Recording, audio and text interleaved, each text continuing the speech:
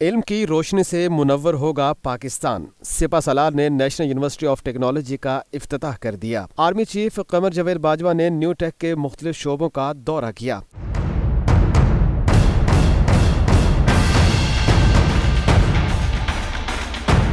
اس موقع پر army chief نے کہا کہ نیو ٹیک کا مقصد پاکستان کی معاشی ترقی کے لیے ہنرمند افرادی قوت کو پروان چڑھانا اور صنعت کے لیے بلند کردار قیادت تیار کرنا ہے۔ 2 سال کی مختصر مدت میں کلاسز کے اجراء پر انتظامیہ کی تعریف کی۔